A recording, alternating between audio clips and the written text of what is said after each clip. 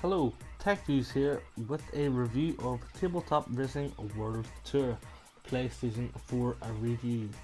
This is the second game to the original Tabletop Racing, which was originally released in 2013 via iOS platform. Then, a year later in 2014, it was put on Android and the PlayStation Vita.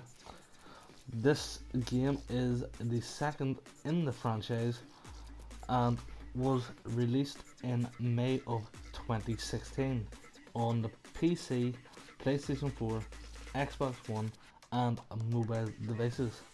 And it was worked on by members of the Wipeout series, which is interesting to note as that is a great background to come from. It is a single player and online multiplayer game, but there is no local multiplayer. The track locations are similar to the Micro Machine games and gameplay that is similar to that of Mario Kart.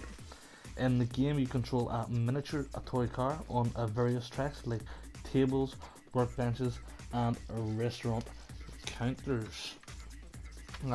Dependent on the type of event, there are items to collect and use against opponents to gain an advantage.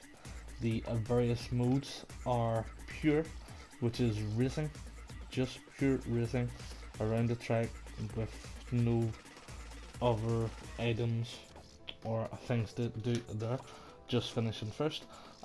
Elimination, so at the end of each lap, the last placed car will be eliminated. Pursuit, in which you have a time limit to catch the car in front. Time trial, in which there is a time, like say a minute, and you have to do 3 laps within that minute to get the stars to progress. Hot lap, which is 90 seconds of the same lap, and you have to beat certain lap times to get the stars in that. Drifting, so you link together drifts to get more points to beat the points that you need to get. And then combat, which is you pick up power-ups, so you can attack your opponents or use it for a speed boost and stuff like that. Depending on how you're doing each of these modes, you will be trying to meet objectives, and you will be rewarded with between 0 to 3 stars. 0 stars means you haven't achieved any of the objectives. 1 star would be the base, 2 star would be second, and 3 star would be the maximum you can get. The more stars, the more money and XP for purchasing items in game that you will get.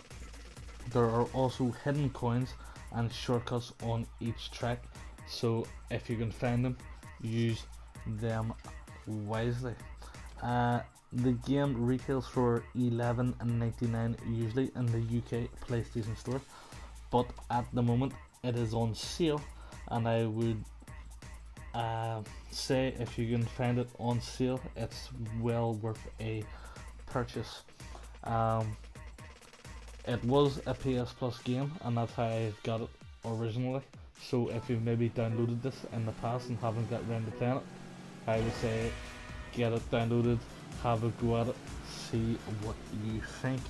I think it is well worth the sale price, and it's well worth a playthrough, as there's fun to be had here, and it is good for short bursts if you don't have a lot of time to play something and you just want to sit down for a half hour and just play a few races, whether it's online or against the computer.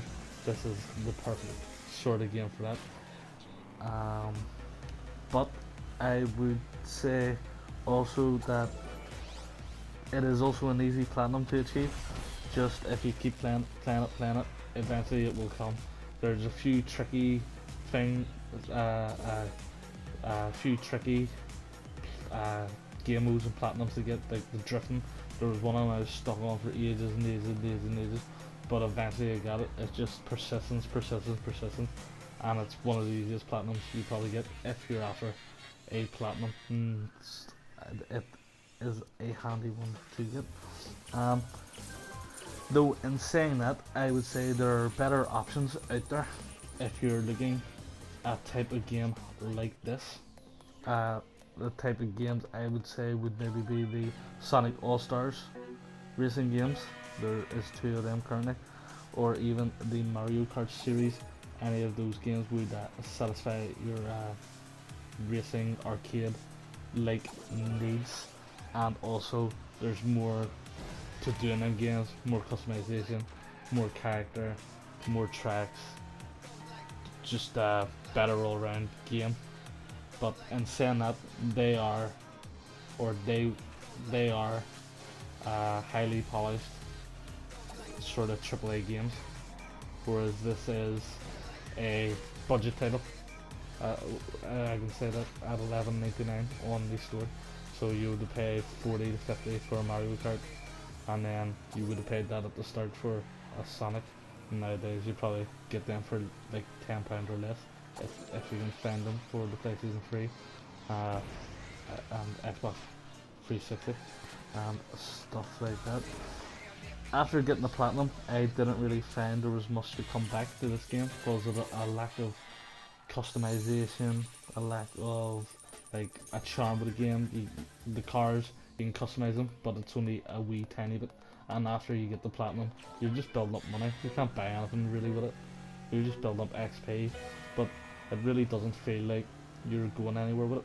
I really feel that this game could have used local multiplayer, because as I have the game and my friends don't have the game, we can't play it together. If they're here, you can only play one player, so I'll have a go, they'll have a go, I'll have a go. It's just not the same. It's, for this type of game, it definitely needed a local multiplayer, just for fun with your friends when they're around, or stuff like that, or fun with family, or whoever's in your house. It's just, it seems a bit odd that there is none.